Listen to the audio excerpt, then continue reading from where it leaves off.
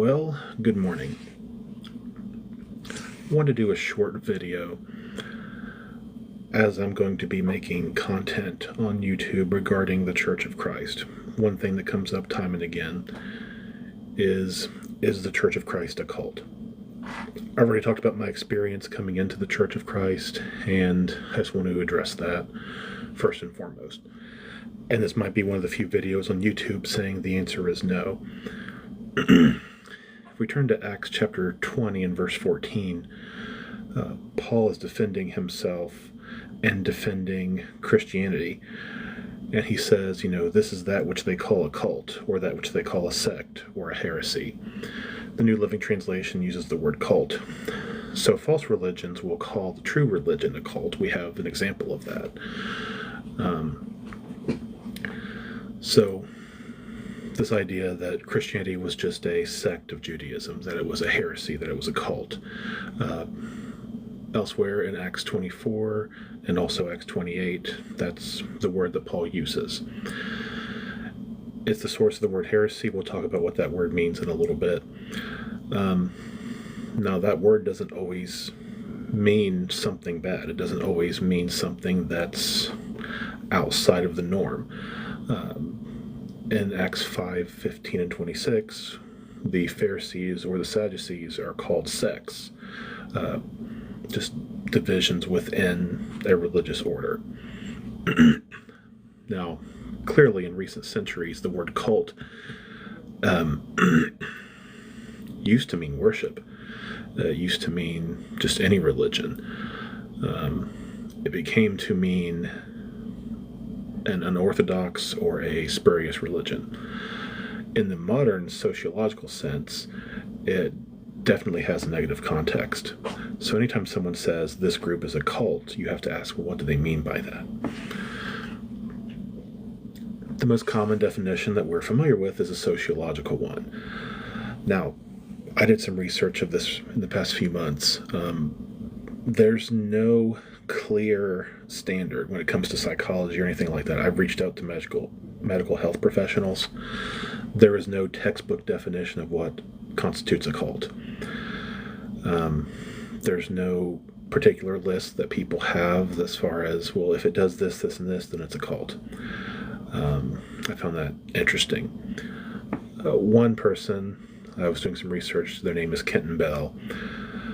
His definition is a relatively small group that excessively controls its members, whom share a set of acts and practices which require unwavering devotion and are considered deviant outside the norms of society, and typically led by a charismatic and often self-appointed leader. Obviously, when most people hear the word cult, who do they think of? They think of Heaven's Gate. They think of Jim Jones and the People's Temple. They think of those who control people so badly that they end up taking their own life. And if you use the word cult to mean anything else, then I think it's unfortunate that you would use the negative connotations of that word to associate something with some sort of exploitative brainwashing technique or things of that nature. Walter R. Martin was a Reformed author. He wrote the book Kingdom of the Cults. Now, there's the Church of Christ was not mentioned in that book. I don't even believe it was mentioned in the second edition or later editions. But the way people use the word cult today, especially in Reformed or Calvinist circles, is any major deviation from Orthodox Christianity relative to the cardinal doctrines of the Christian faith. Again, that's a complete departure from what a secular person would say a cult is, or someone who's not trained theologically, especially trained in that particular branch of theology. Again, heresy can mean a lot of different things to a lot of different people. Heresy could just mean false doctrine, the idea of damnable heresy. For a lot of people, heresy means that you are outside of the norms of the Christian faith. And then the question comes up, according to who? And the bottom line is, when someone calls a group a cult, what they're ultimately saying is, I don't agree with their doctrine and practice, especially if they're religious themselves. But like we pointed out from the beginning, if person A is preaching one gospel and person B is preaching another gospel, as far as both of them are concerned, they can call the other one a cult. They can say, you're preaching a different gospel, but one or both of them is incorrect. And that's why this sort of name-calling kind of bypasses the need to engage with the doctrine being opposed or the ideas that are being dispensed or spoken of. So because of certain doctrines, you'll say, well, this individual or this group is a cult. Even if it doesn't meet a good standard of definition, it's just, I disagree with this on a very fundamental level, and so on and so forth. There's a lot of questionable claims about the Church of Christ and where it comes from and that sort of thing. Some people do not distinguish between the Restoration movement, which includes the Church of Christ, Christian churches, and so on and so forth, and similar Restorationist movements, which came up around the same time. The Latter-day Saints, Jehovah's Witnesses, Christian Scientists, Seventh-day Adventists, even the Christadelphians. Because these people tried to restore New Testament Christianity and failed, the Church of Christ is lumped in with the same movement, and the connections are nominal at best. And the closest tie we might have is with the Latter-day Saints, but there's historical connection from a member of the Church of Christ who became a minister for the Latter-day Saints and may have affected certain doctrines and practices. If anything, they copied us, not we just all came out of the same movement or we borrowed from them, which doesn't help with some people's opinions, but most sources will recognize the difference between what we call the Restoration movement, where the churches of Christ in America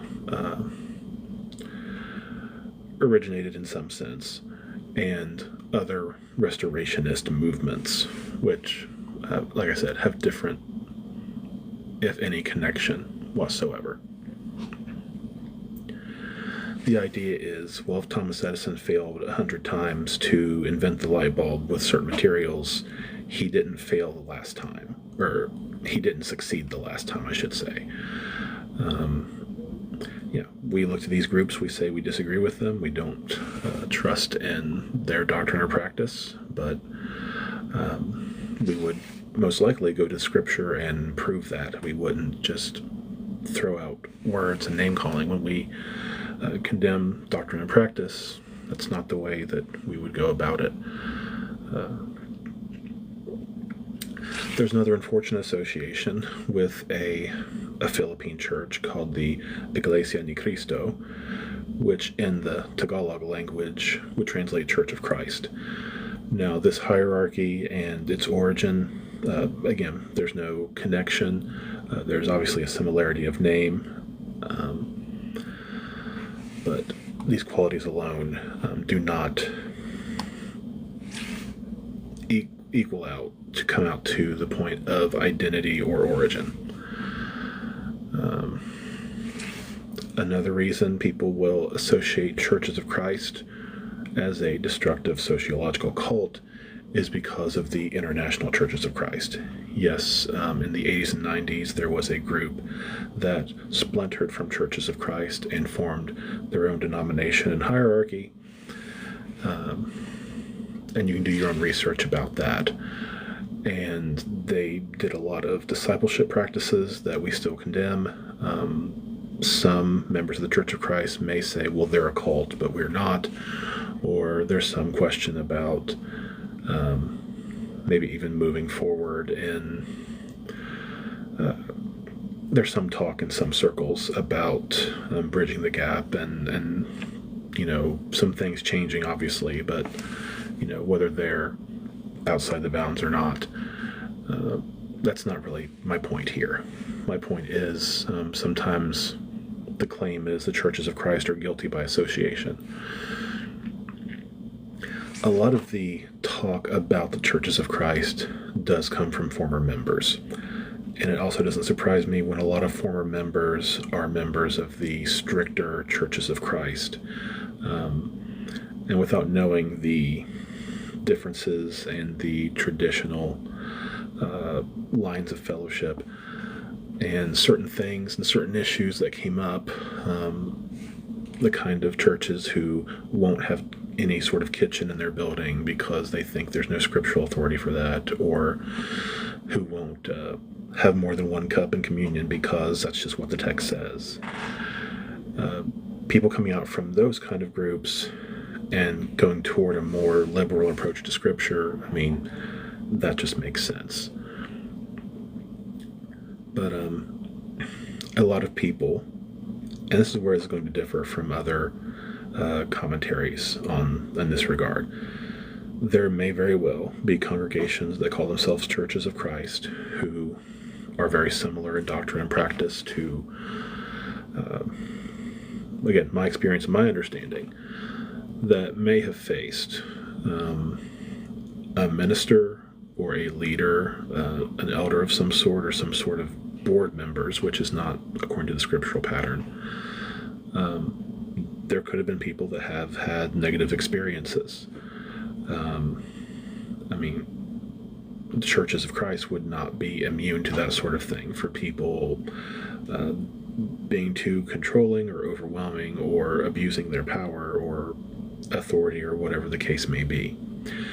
Any congregation can be corrupted by misogyny, by racism, by political ideology, fascination with eschatology, or just any sort of unsound and unwise practice. These claims of abuse and hurt do not need to be dismissed outright. Now, there's two sides to every story, and we're obviously cautious about taking sides when it comes to that sort of thing, but they don't need to be dismissed out of hand. Any sort of abuse, any sort of covering up of abuse, even if it's out of a misplaced sense of forgiveness. I think a lot of evangelical denominations have this misunderstanding of what forgiveness is, and that has allowed patterns of abuse to continue. I don't need to name names or speak of anything in that regard, but sometimes elders who lack compassion, preachers who lack wisdom, could be the cause of some kind of problem, and we don't need to defend that. And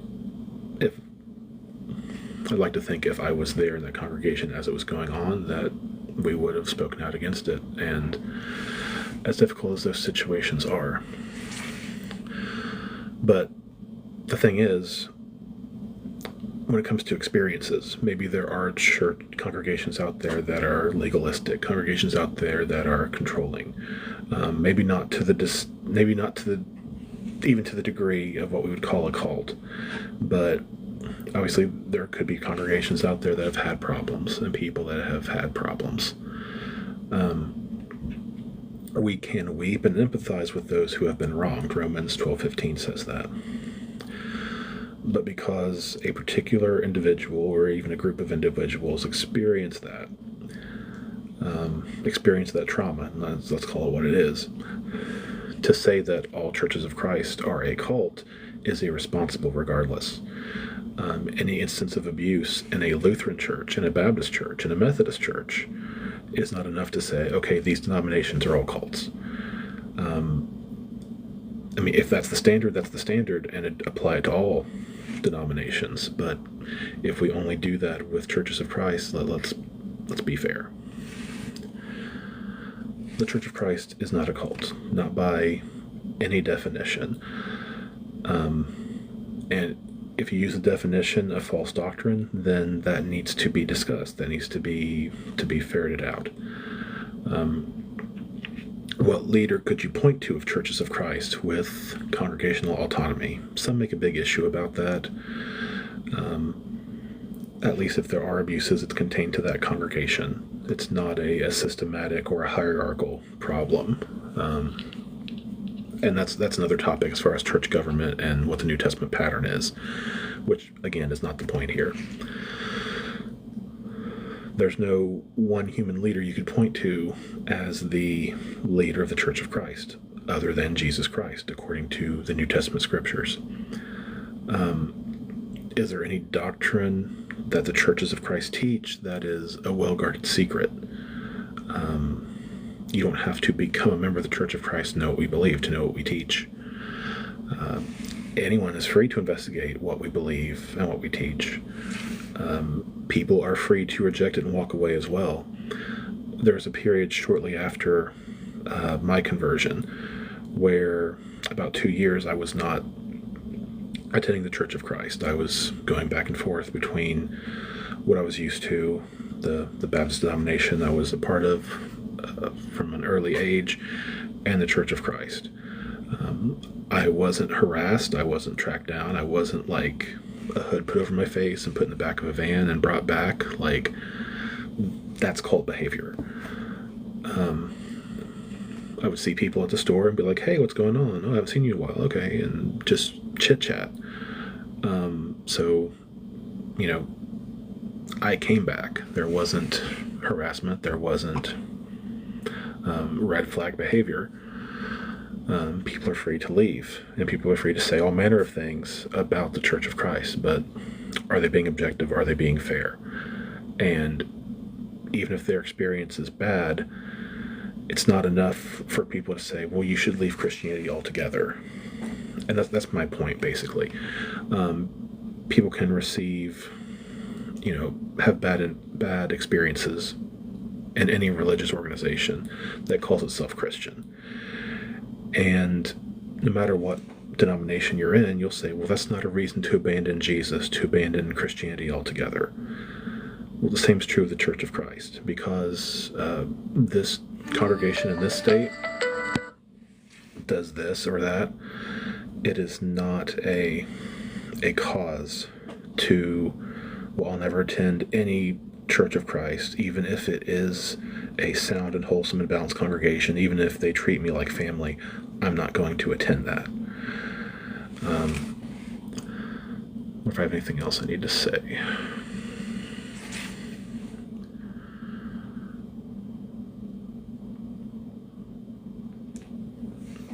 That'll do it for now. I've got a whole lot more I could say about the subject, but I just want to keep this brief. Everyone have a good day, and God bless. Oh, if you used to be a member of the Church of Christ, and I'm using that language, if you've attended a Church of Christ and left for whatever reason, and you want to have a conversation, I'm available for that. And I want to be able to have discussions and have conversations with people. So, again, everyone have a good day, and God bless.